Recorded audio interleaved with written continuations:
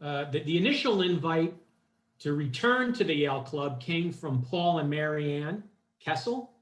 And then Jim was the person I started to communicate with the last couple of months. So both Paul and Marianne, but also Jim, thank you so much for your kind invite to come back and address the Yale Club.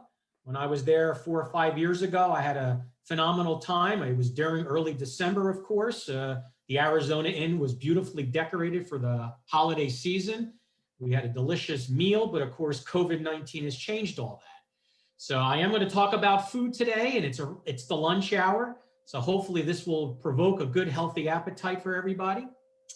And speaking about 4 or 5 years ago, this month, December, but in 2015, so 5 years ago, our city, Tucson, was designated a World City of Gastronomy by the United Nations, specifically UNESCO, the United Nations Educational, Scientific, and Cultural Organization. Tucson became the first city in the United States to receive such a designation. This important honor added Tucson to UNESCO's Creative Cities Network, which has its origins in 2004, and it came about in order to promote cooperation among cities that have identified creativity as a strategic factor for sustainable urban development. You may have heard the name Gary Paul Nabhan. He's a colleague of mine at the University of Arizona. He's affiliated with the Southwest Center. If you have not invited him yet to address the Yale Club, please put Dr. Nabhan on your list. He's a phenomenal scholar, research social scientist. I want to share a quote from him about this important designation from UNESCO. The Tucson Basin deserves this honor not only for having some of the oldest continually farmed landscapes in North America, but also for emerging as a global hotbed for ideas on relocalizing food economies and growing food in a hotter, drier climate. That's what Dr. Nabhan had to say about this very important designation. But this idea of creativity is so key to what UNESCO looks for as it identifies cities that it can add to the list. Tucson has the longest agricultural history of any city in the United States, extending back more than 4,000 years. It also has a 300-year tradition of vineyards, orchards, and livestock ranching. More heritage foods, and when I say heritage foods, I mean foods that date back for a long time, like corn, beans, and squash. More heritage foods are grown within 100 miles of Tucson than any other city in the United States. These heritage foods are representative of many living traditions that thrive today and are perceived as a source of identity and vitality for the people who live here. Tucson cuisine blends the influences of Native American, Sonoran, in other words, Northern Mexico, Sonoran, Mission-era Mediterranean, and American ranch-style cowboy traditions, among many others. And you can see here on the slide, on the upper right-hand corner, at least from looking at my laptop, the upper right-hand corner, you see cholla buds and wheat berries mixed in with peppers and tomatoes. All the way to the left, you have classic Sonoran carne asada in a wheat tortilla. Below the carne asada taco, you have classic cowboy beans with a chunk of beef. And then all the way to the lower right-hand corner, classic Mediterranean diet, citrus and tomato and olive oil and wine and bread, wheat. So all of these traditions you can find here in our own backyard. But in order for all of us to appreciate Tucson and Southern Arizona's long culinary traditions, I want to go back a little bit further than just what happened in 2015. I want us to think about the year or go to the year 1680. It is nearly 160 years after Hernán Cortés toppled the Aztec Empire. It is the city of Puebla de Los Angeles, my favorite city. And if you look there on the map, it's with the big star, the red star. That's the city of Puebla. The cathedral, a photograph of the cathedral there in the lower right-hand corner. I had the, nearly 25 years ago, my wife and I were married in that beautiful cathedral. It's a favorite, very special place to me. So the year is 1680, nearly 160 years after Hernán Cortés, the Spanish conquistador, toppled the Aztec Empire. It's the city of Puebla. At the time, it was the second largest city in the colony of New Spain. That's what Mexico was called, New Spain. And there in Puebla, a Catholic nun, Sor Andrea de la Asunción, a member of the Dominican Order of Nuns, rolled up the white sleeves of her habit and began to go about her duties as the primary cook for her fellow sisters. And this was the kitchen that she would have been working in. This kitchen is still around today. It's the convent of Santa Rosa. She selected, that means Sister Andrea selected red and black chilies and toasted these on a griddle known as a comal that you see over on the right. So these chili peppers were being cooked on a griddle known in Mexico as a comal, which is a Nahuatl word, an indigenous word. Nahuatl was the language spoken by the Aztecs. Over to the left of this slide, you have a metate and a mano. Literally, that is a grinding stone or a mealing stone, and of course, the mano is the rock that you see that you would hold in your hand to grind the corn. So with a metate and a mano, the nun, Sor Andrea, Sister Andrea, grounded the roasted peppers into a smooth paste. After using these indigenous cooking instruments that dated back centuries in Mexican history, Sor Andrea turned to the old world spice rack, adding cloves, cinnamon, peppercorns, coriander, and ajonjolí, or sesame seeds, to the skillet in front of her. She mixed and cooked the spices together and then added them to the chilies along with boiled tomatoes. She simmered the concoction over a low flame in an earthenware cazuela, which you see there, a big earthenware pot, and occasionally she would pour in some turkey broth. The nuns could smell the aromas wafting through the convent. After spooning a bit of the deep brown sauce into her palm, she tasted it, and Sor Andrea decided that something was missing. She walked around the ceramic tile kitchen for inspiration and came upon something that was reserved for the ancient Aztec lords: chocolate. The moment Sor Andrea dropped the bittersweet tablet into the sauce, she created mole poblano, one of two Mexican national dishes. And there you see it right there, mole poblano with chicken leg quarters and sesame seeds known as ajonjolí sprinkled on top.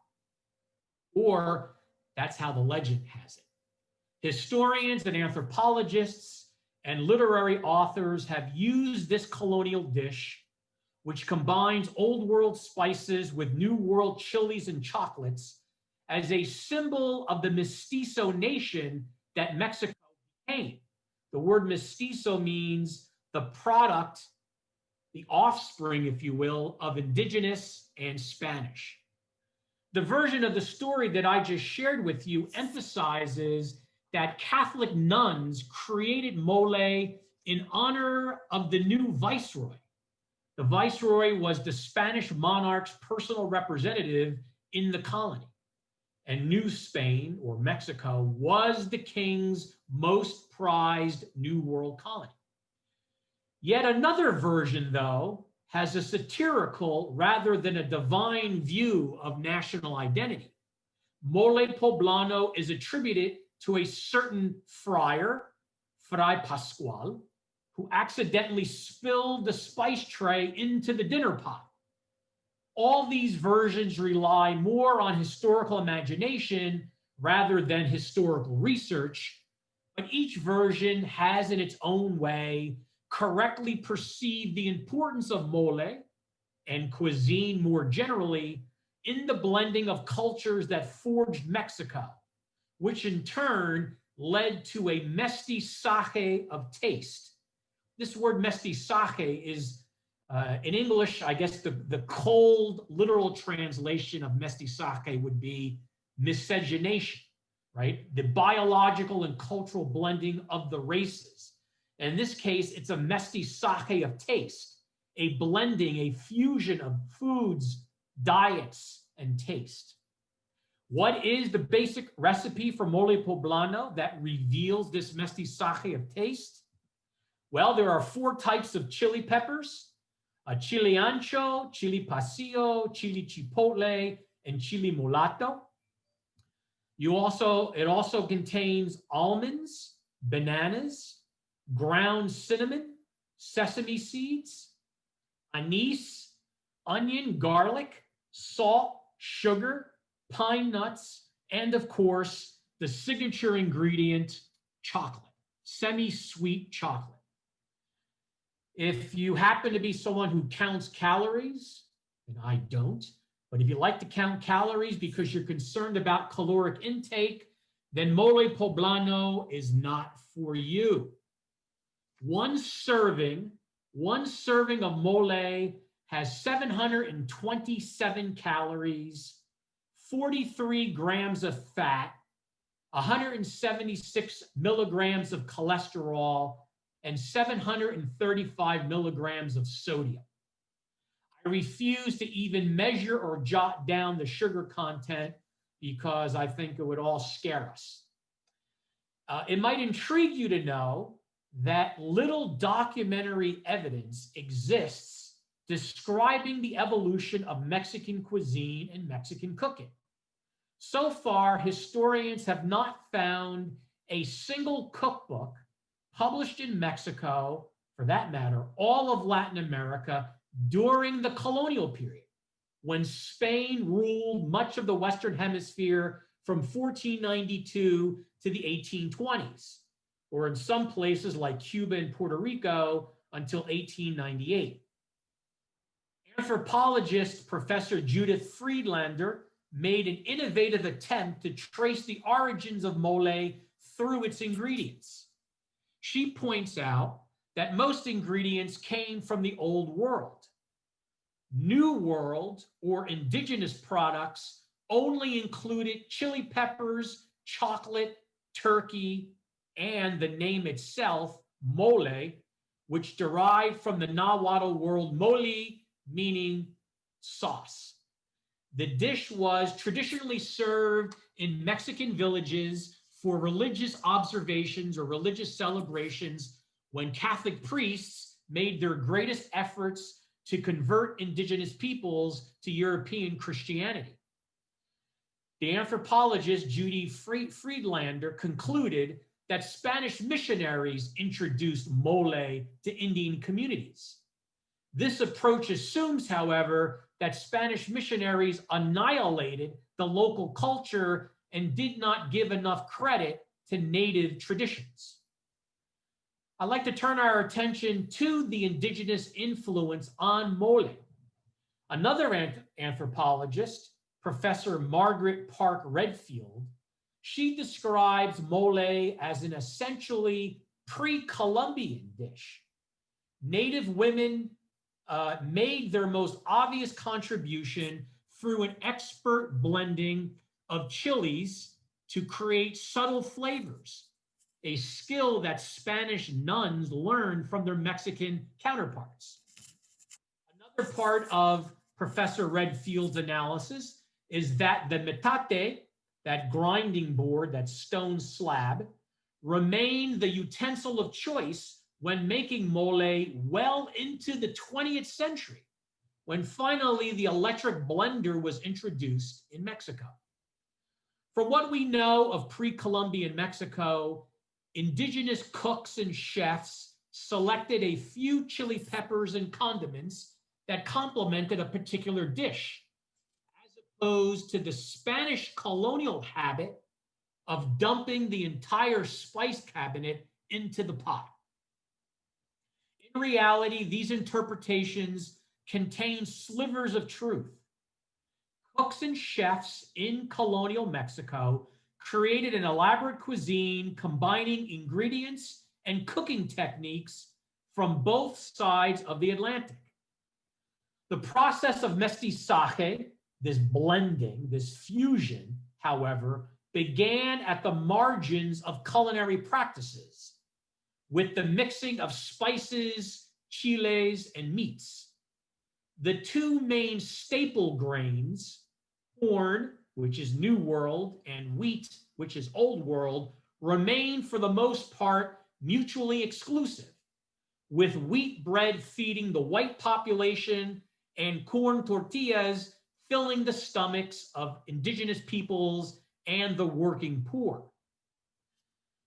The noted Mexican intellectual and educator of the late 19th century and early 20th century, Justo Sierra, he once wrote, and there's the quote that you see up there on the slide, "The grocer, not the conquistador, is the real Spanish father of Mexican society."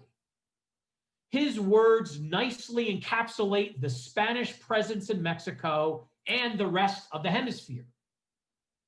The administrators and bureaucrats who ran the colony in the name of the Spanish monarch dreamed primarily of returning home to Spain as wealthy men. But in the meantime, they sought to recreate early modern Spain in their temporary home, hence the name New Spain, Nueva España. Grocers contributed to colonial Mexico's development by satisfying the colonists' hunger for familiar Spanish foods. The first recorded banquet in the new colony took place in 1538 when the viceroy, Antonio de Mendoza, the gentleman you see on the left, he joined the conquistador Hernán Cortés to celebrate the peace treaty signed between Spain and France. So here we have a Spanish colony celebrating an event that took place in Europe. Mendoza, the viceroy, and Cortés, the conquistador, put aside their differences to stage a lavish spectacle. Mendoza represented the peninsular Spaniards, the peninsulares as they were called, Spaniards born in Spain, while Cortés, although he was born in Spain, he represented the New World, the criollos, the Creoles, Spaniards that were making their living in Mexico. And eventually they would have children who would become criollos, Spaniards born in Mexico. While the entertainment depicted a wide range of peoples with their customs and traditions, in fact, when you look at the document that describes this banquet, Native peoples were present, Africans were present, and believe it or not, a couple of Turks were present. Although multicultural audience, the food was strictly European. We have a description of table after table loaded with salads, hams, roasted goats, marinated partridge, stuffed hens, and quail pies, while the servants ate a whole roasted oxen stuffed with chicken, quails, and doves. For such an extravagant feast, the cooks and chefs had access to imported Spanish wines, olive oil, vinegars, and spices. On a daily basis, however, colonists had to cultivate their own foods. Recipe changes became inevitable when Old World crops failed to grow in New World fields. Nevertheless, Spanish settlers and colonists maintained a European cuisine whenever possible and integrated Native American ingredients only at the periphery of their diets. The Spanish conquest of Mexico brought together two vastly different cultures with equally distinct culinary traditions. Conquistadors did indeed speak with awe of Moctezuma's Aztec Empire, particularly the hustle and bustle of Tenochtitlan, the capital of the Aztec Empire and the Western Hemisphere's largest city of at least 150,000 people. Some archaeologists say Tenochtitlan may have had 250,000 people living in it. The marketplace was called Tlatelolco, which still exists today, the place Tlatelolco. It was an enormous marketplace. It was the largest in the Aztec Empire. It had numerous foods, arts and crafts, textiles, erotica, medicine, and enslaved humans, which were only a few of the items available for sale and exchange. Some 50,000 people visited Tlatelolco on major market days, and there was such an abundance and variety of goods available that Aztec law created commercial magistrates to guarantee fair exchange. The hustle and bustle of such an enormous marketplace, nestled in the heart of Aztec urbanity, made a strong and lasting impression on the Spanish conquistadors when they first entered Tenochtitlan, the capital, in 1519. Bernal Diaz del Castillo, one of Cortez's foot soldiers, commented, quote, "It was all so wonderful that I do not know how to describe this first glimpse of things never heard of, seen, or dreamed of before," end quote. Fortunately for us, Diaz described it anyway, identifying 65 different types of merchandise, including gold, silver, precious stones, feathers, cloaks, embroidered goods, cloth, slaves, tons of vegetables and fruits, and chocolate. Despite the conquistadors' enthusiasm, when it came time to settle Mexico, Spaniards tried to transplant their cuisine in Mexico, especially wheat, and to eradicate the existing culture of corn, or at the very least, relegate maize to the margins. In the first goal, transplanting Old World foods, particularly wheat, they were largely successful. Not every region in the new colony was suitable for Old World crops and animals, but many places were. The second goal, however, the new Spanish overlords failed miserably. Large swaths of the colony remained firmly indigenous, and corn continued to be eaten. The difference, of course, as we noted earlier, indigenous peoples simply added those Old World foods that did not offend their cultural sensibilities and added calories to their nutritional regimes.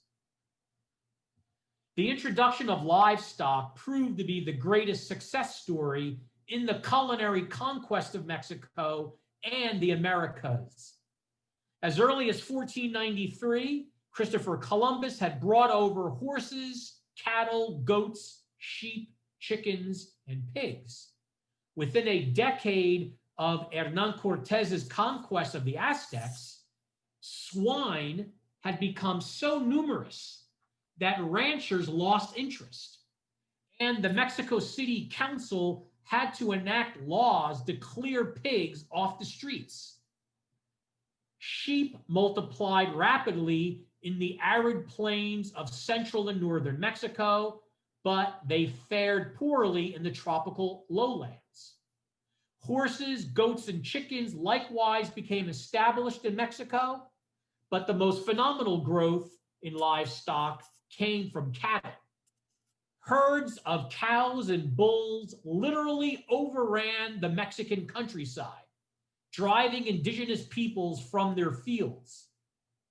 Meat prices in the cities fell so low in the 16th century that ranchers slaughtered the animals for their hides and often left the carcasses to rot. Spanish settlers ate more meat in Mexico than they ever did back home in Spain, but obtaining bread was difficult at first. Cultivating wheat required substantial investment, both of an agricultural and industrial kind. You know, you can turn cattle loose to graze in the pasture and then round them up when you need them. Wheat is different. Iron plows were needed to till the soil properly, which in turn required expensive draft animals. Wheat also demanded ample irrigation, both for the December planting and March maturation. After harvest, the crop had to be ground into flour, a costly process that gave rise to European stereotypes of millers as shrewd, thieving, cheating, destined by definition for the fires of hell. And that's a direct quote from a historical document. The final step, baking, required brick ovens and abundant fuel. In the colony's early years, before Spaniards had established sufficient numbers of mills and bakeries, indigenous women prepared wheat in the only manner they knew, by making tortillas. Wheat tortillas are an example of Mexico's hybrid cuisine, fusion cuisine. But wheat tortillas never took off in central or southern Mexico as they would take off on the northern frontier in places like Sonora and where we live, southern Arizona, where wheat was more accepted by indigenous peoples, particularly the Atum in northern Sonora and southern Arizona.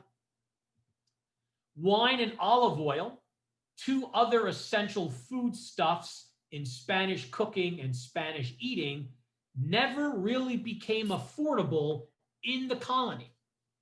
Grapevines and olive trees simply refused to grow in central and southern Mexico, although Spanish missionaries had limited success with vineyards in California and Sonora and Arizona. Mexico City's council received a constant stream of complaints over the 300 years of Spanish rule, but it could do little to lower the prices charged by Spanish grocers. This economic reality forced households across the colony to use pork lard instead of olive oil. Spanish colonists became so dependent on pork lard that in 1562, they received a special dispensation from the Pope. They could now use pork lard during Lent on days of abstention. In other words, abstaining from meat. In terms of wine, Spanish colonists developed no universally accepted substitute. The elite, the upper classes, of course, could afford the steep prices and continued to drink imported wines and sherries, jerezes. Less fortunate colonists adopted this drink that you see here, the fermented indigenous drink pulque, which comes from the maguey or agave plant, or they would also drink distilled sugarcane liquor known as aguardiente. So, what was the most popular beverage among colonists and indigenous peoples alike? Not alcohol at all, rather chocolate. The once bitter drink of the Aztec nobility acquired a devoted following among Spanish settlers who added sugar and spices. The word chocolate comes from the Nahuatl word chocolato and is probably linked to other indigenous words, meaning beaten drink, but also it could mean frothing stick. And you see in the middle of the slide there, that's a frothing stick that is still used today in Mexico. Chocolate was quite valued in pre-Columbian Aztec society, and chocolate was even used as currency and as part of tribute payments to the Aztec emperor. A 16th century Spanish Jesuit priest, Jose Acosta, wrote of chocolate's growing influence in Mexico and elsewhere in the Western Hemisphere. I'm going to quote now from the Jesuit priest Acosta, Father Acosta. Quote, loathsome to such as are not acquainted to it, having scum or froth that is very unpleasant taste. Yet it is a drink very much esteemed among the Indians, where noble men feast who pass through the country. The Spaniards, both men and women that are accustomed to the country, are very greedy of this chocolate. They say they make diverse sorts of it, some hot, some cold, some temperate, and put therein much of that chili. Yeah, they make paste thereof, which they say is good for the stomach and for nasal congestion, end quote. A visiting priest from England, Father Thomas Gage, visited Mexico in the 17th century, and he remarked in his diary that the women of Chiapas in southern Mexico, they were so addicted to chocolate that they drank it during Mass.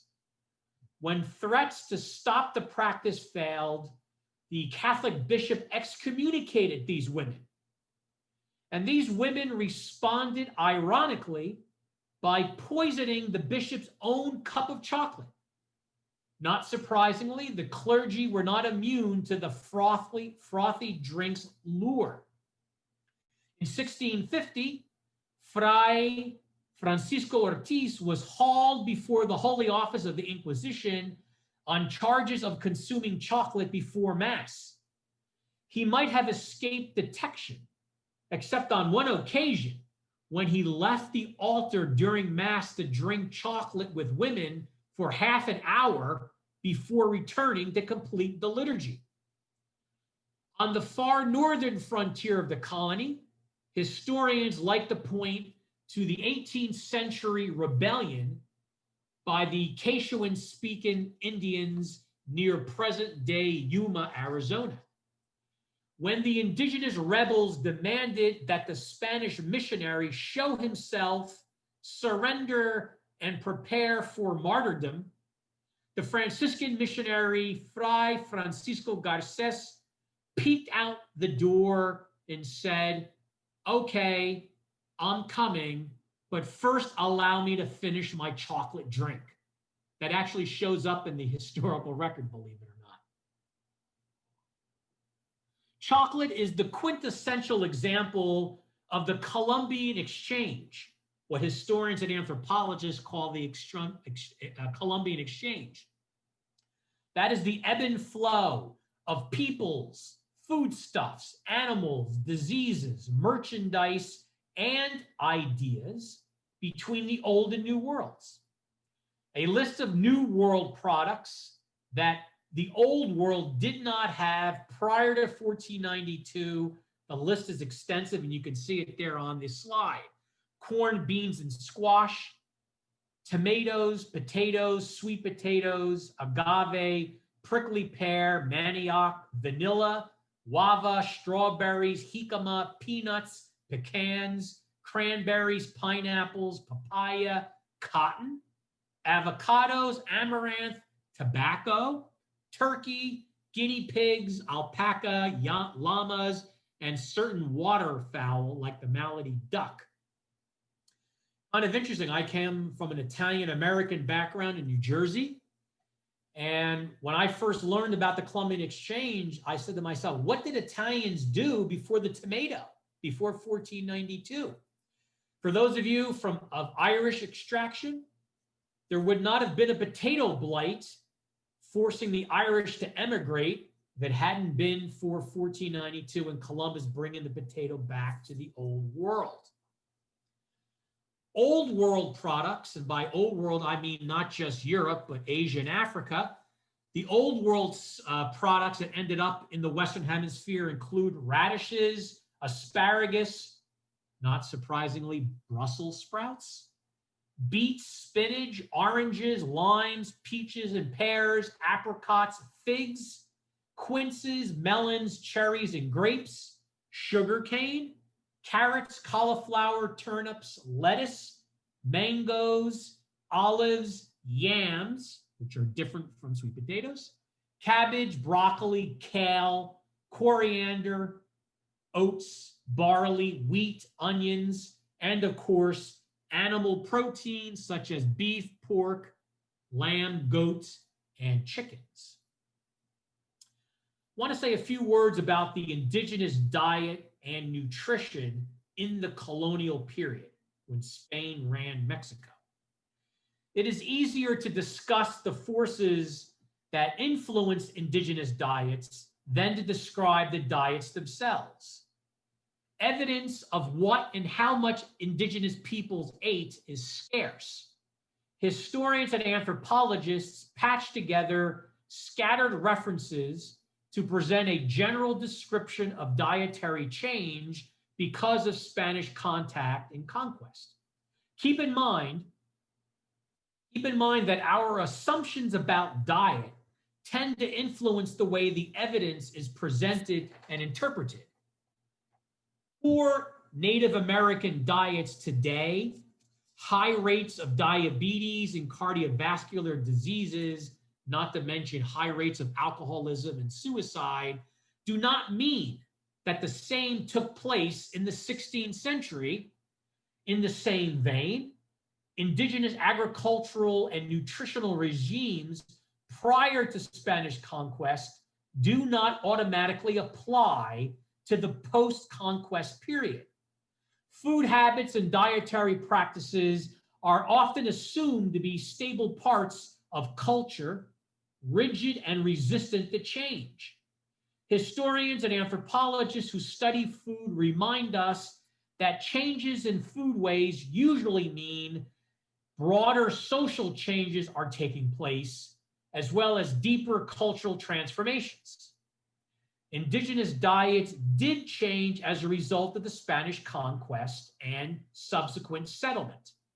Indigenous peoples accepted many new foods and still remain Indian within the context of colonial society. Maize or corn was versatile and productive and considered sacred. It dominated the diet of the diet of indigenous Mexico.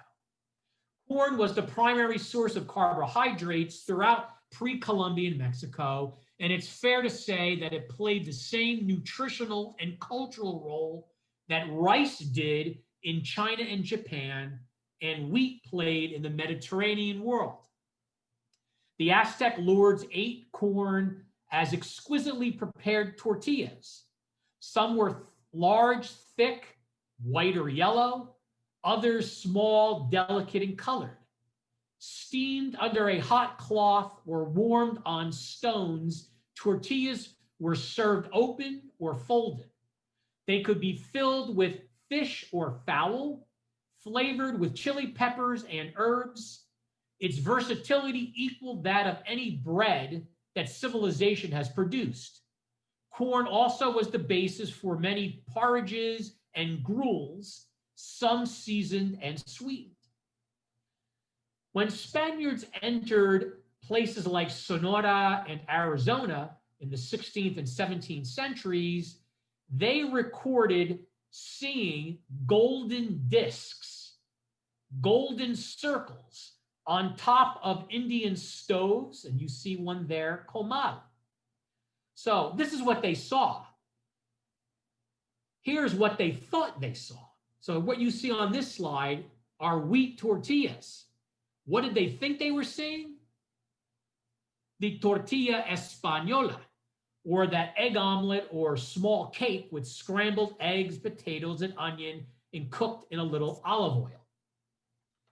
Foods introduced by Spaniards soon accompanied traditional Indian foods. Grains, animal protein, and fruits such as melons and bananas became new additions to the indigenous diet.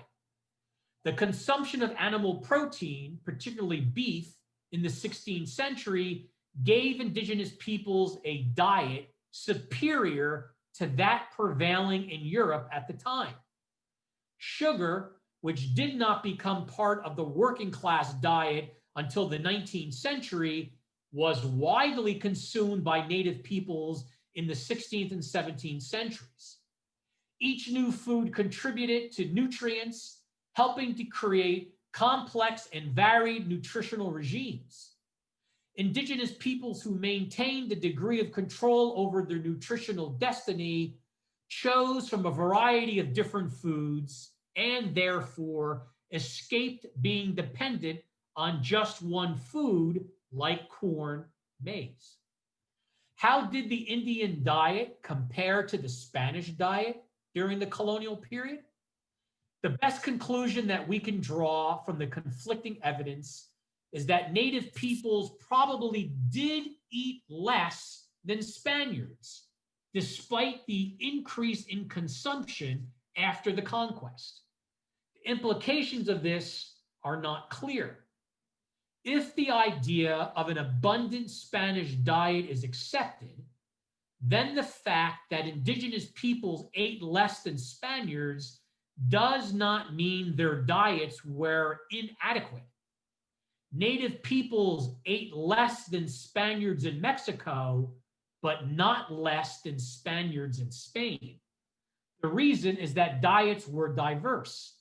The combination of old and new world foods enriched and diversified the diet. Plus, indigenous peoples continued to eat things that Spaniards found repugnant, like snakes, lizards, worms, caterpillars, mice, and countless other small crawling and flying things.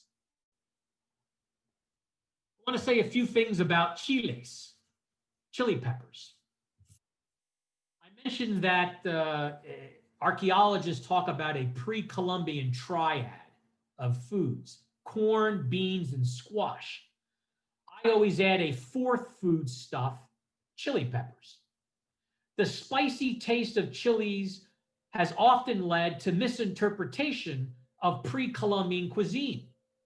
Some scholars, including Mexicans, have drawn a connection between fiery peppers and dreary diets.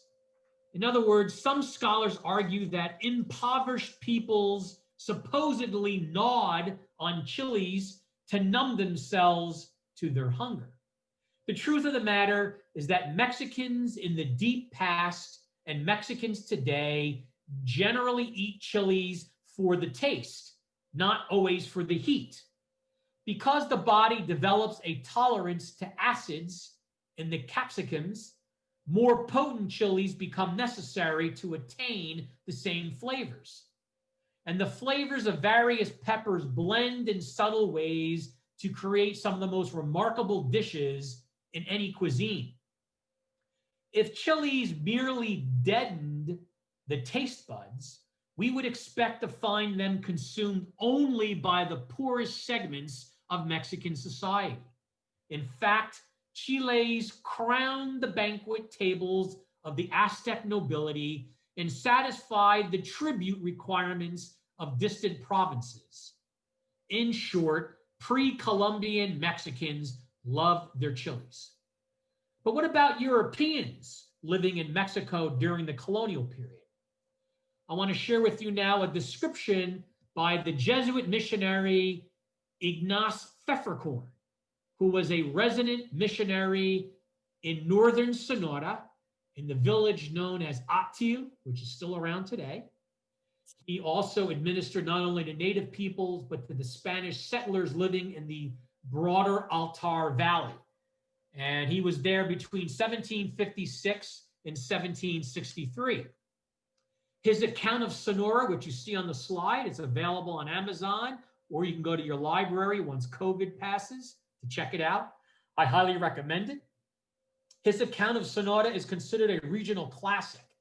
He wrote about Spanish adaptations to the Sonoran landscape from the perspective of a German clergyman in the service of the Spanish crown. I'm going to quote now briefly from it when he talks about the Spanish settlers using chili peppers to make salsa. And he refers to them as Americans. But of course, he doesn't mean the United States. Anyone born in the Western Hemisphere is an American. Here's what Father Pfefferkorn said. The Americans make of the Spanish pepper a sauce, which one could call the universal sauce because it must be served on everything. It is prepared in the following manner. The chili pepper is opened, and after the seeds and the thickest fibers have been removed, it is crushed on a stone, water being constantly added so that it is ground to pieces but not pulverized. This stuff is then put through a sieve like peas or lentils, placed on a fire in a pan with a thick chunk of fat and finely cut, previously cooked meat, and the whole is allowed to boil for a while. Thus is prepared the dish which appears on the table every day throughout the year, especially at supper time. The same sauce serves for boiled fish and baked eggs, but is only poured on them after they have been cooked. No dish is more agreeable to an American, but to a foreigner, it is intolerable, especially at first, because of the monotonous hotness of the peppers. The constant use of this hot sauce is at first an unbelievable hardship for the European. He must either be content with dry bread or burn his tongue and gums, as I did when, after a difficult 15-hour journey, I tried for the first time to still my hunger with such a dish. After the first mouthful, the tears started to come. I could not say a word and believed I had hellfire in my mouth. However, one becomes accustomed to it after frequent bold victories, so that with time, the dish becomes tolerable and finally agreeable. I want to wrap up my lecture today by saying a few words about tamales, because we're about to enter, or we are in the holiday season here. The first thing that Aztec women did when preparing for a festival was to make a lot of tamales. And this comes from a colonial and early colonial codex, which was a form of a manuscript, a book, under the auspices. These are all indigenous artists and scholars who are working for Spanish missionaries. And here they are illustrating the pre-Columbian practice of preparing tamales. The Aztecs loved their stews and loved their tortillas, but the corn husk wrapped dumplings known as tamales had a high price of culinary honor in pre-Columbian banquets. For example, during the high festival in honor of the jaguar god Tezcatlipoca, the Aztecs stuffed the corn masa, the corn dough, with beans and chilies, while celebrations in honor of the fire god Huehueteotl, they stuffed the tamales with shrimp and salsas. Now, archaeologists, and as you might know, at the Arizona State Museum where I work, I'm surrounded by archaeologists. They are still looking for the origins of tamales, but fossil corn husks indicate that tamales have been consumed around the pyramids of the sun and moon in Teotihuacan in central Mexico, starting around 250 BCE, 250 BC. We know from combining the archaeological and historical records that pre-Columbian cooks and chefs made tamales by spreading corn dough inside a husk, adding chili sauce, and perhaps a few chunks of meat and beans, folding up the husk, carefully sealing them to prevent water from seeping inside, and then steaming them, as you see there in the images, in a pot known as an olla. For the exclusive banquets reserved for the Aztec elite, wealthy hostesses passed around baskets of tamales along with molcajetes, or mortar, stone bowls full of chili sauce. In the hectic marketplace of Tlatelolco that I mentioned earlier, indigenous women pulled tamales from the olla and sold them to eager customers, just like they do today in central Mexico. Today, tamales are ubiquitous, from northern Mexico to southern Mexico, and of course, in the American Southwest. They are consumed on Christmas Eve after Mexicans put El Niño Jesus, or the baby Jesus, to rest in the crib. On June 24th, the feast day of San Juan Bautista, St. John the Baptist, in a place in Michoacan, for example, tamales are consumed. In Puebla, I mentioned Puebla at the start of my lecture, they also eat tamales during the Day of the Dead, El Dia de los Muertos. There are regional varieties, as you see here. In Veracruz, on the Gulf Coast of Mexico, if you look at this slide, the lower right-hand corner, those are tamales wrapped in banana leaves. So it's a banana leaf rather than a corn husk, and that demonstrates the tropical context. In other places in Mexico, like Chiapas, iguana meat might be added. In Morelos, central Mexico, they might add worms or gusanos. In Chihuahua, the state that is east of Sonora, they might add head cheese. Tamales convey many different levels of identity. And that's what I want to emphasize here as I wrap up. Individual quirks of taste and texture allow Mexican families to distinguish the neighbor's tamales from their own by particular blends of chilies and herbs or subtle flourishes in spreading the corn dough on the wrapper. For example, in Puebla, tamales dulces. And my wife, as I mentioned, from Puebla, she got me hooked on these tamales dulces. That's the tamale that you see in the upper right-hand corner with the different colors. Tamales de dulce, or sweet tamales. That's a classic example of a regional variation. And I can tell you, my wife knows the difference between a tamal dulce made by the neighbor as opposed to the one made by her late mother. They just know there's a little bit of a tweak there in the recipe that distinguishes them. And I can tell you what it is. My mother-in-law never put raisins, pasitas, in her tamales dulces. And I'll just end by saying this. Today, Mexican cuisine is world-renowned, as chefs as far south as the Yucatan Peninsula to the northern border with the United States. They prepare dishes with traditional ingredients, but also add creative innovation to recipes. So this mestizaje, this fusion, this blending of tastes and flavors continues. For an example, the famous Tucson chef, Janos Wilder, he can make a tostada with Arctic char, farmer's cheese, and capers. That echoes the traditional bagel that I grew up on in New Jersey with scallion cream cheese and lox. I have tasted tamales stuffed with octopus, mildly spicy chili peppers stuffed with chocolate sorbet. No longer do non-Mexicans think of Mexican food simply as rice, beans, or refried beans.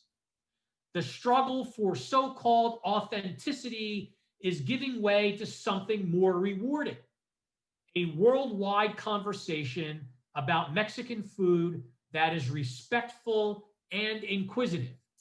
And ladies and gentlemen, I've listed a bunch of Mexican restaurants. You've probably been to a bunch of these. I recommend them, whether it's downtown Tucson or the south side of Tucson. The foothills has some of these. El Cisne is up where I live on Sunrise and Swan. I encourage you, if you haven't been, try out these menus once we have a safe and reliable vaccine, or go for takeout, of course. Thank you so much for your kind attention. I'm going to go now to see what's in the chat or the Q&A. Belinda has asked, let's see, thank you for your fascinating lecture. You spoke of the mestizaje of taste. Was a similar process going on in South America? Yes. The word mestizaje, this biological, cultural, and dietary blending, took place across the Western Hemisphere. My specialty, of course, is Mexico, although we do have someone from Chile who could maybe address the influences in her home country of Chile. She wants to. I invite her. Susan Nisbet asks, can you discuss the Sephardic influence on Mexican food? That's a good question. You know, I gave a master class a couple of months ago on the Spanish Inquisition. And several summers ago, I gave a class, a summer camp actually, for adults on this topic of food and cuisine. The one thing Spaniards did to distinguish themselves from the Jewish population was to wholeheartedly eat pork. And they brought that tradition over to the New World of consuming pork as a way to distinguish themselves from their Jewish neighbors. But right now, specifically the Sephardic influence, I would say would probably have to do the way some of the porridges and Spanish stews known as cocido were made.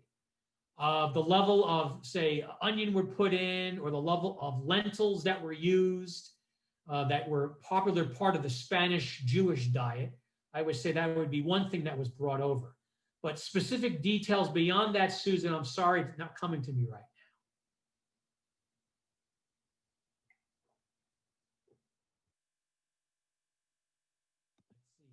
now. Chat here.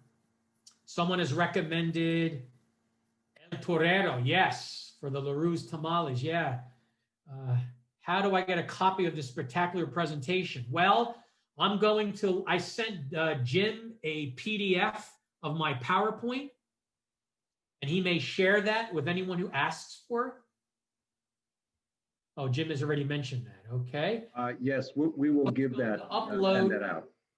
Yeah, he's also going to upload this presentation that I believe you can watch in one sitting. Yeah, is that right, Jim? They can watch it in one sitting, but they cannot download the lecture. Is that correct, Jim? I believe that's correct. Yes, we will have to probably edit the video before we upload it, and so it'll be a while before we get it. Sarah asks, wheat probably filled in the diet during the traditional lean time of year. Yes, absolutely. Particularly among the Atum of southern Arizona and northern Sonora. It was known as winter wheat. And that was one of the big things that Father Kino introduced. Because of the climate in this part of North America, they were able to have a second growing season and harvest season. And that provided a very important nutritional supplement and complement during the lean times, during the stark days of winter. So winter wheat in particular was very important as a dietary complement to the nutritional regimes of of the Atum in particular. Let's see here. Hadrian asks, was there a culinary influence on Mexico from the Philippines? Culinary? I know artistically there was. You heard me mention Puebla. Well, a lot of the ceramic artistic traditions from China first went to the Philippine Islands before making their way to Mexico. The Philippine Islands were actually part of New Spain. So the Philippines are actually part of Mexico. But culinary influence, not coming to me. I don't know.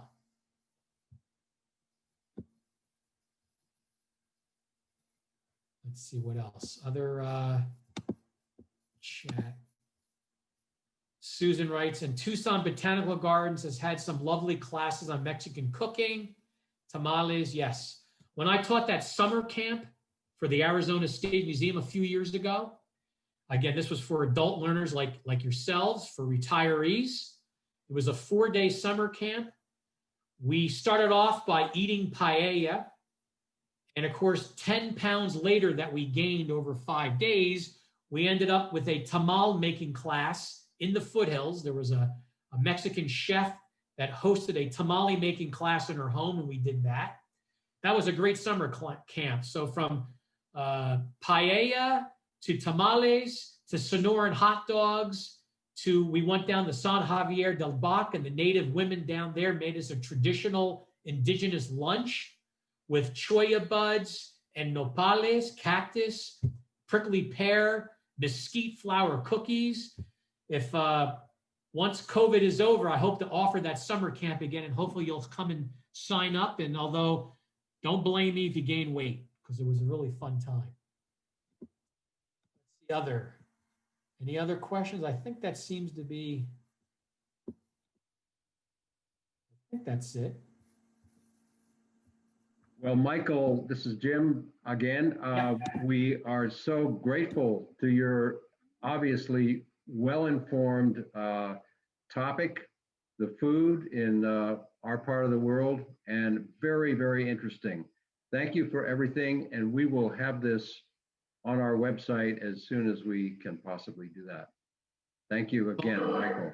A pleasure. Ladies and gentlemen, thank you so much for your kind attention and for having me back a second time. And if you want me to come back to the Yale Club, ideally, of course, it would be at the Arizona Inn, where we all can share and partake in a delicious lunch that they prepare there. Hopefully, sooner rather than later, we'll have that safe and reliable vaccine, and we'll all be able to enjoy each other's company in person. I look forward to that day, and happy holidays to all of you. Enjoy your time with family and friends. Remember to wear your masks, and I look forward to our paths crossing in person. Again, Michael, adios, Michael. Thank you so much. Felices fiestas, Feliz Navidad. Thank you, everybody. Thank you. Thank you.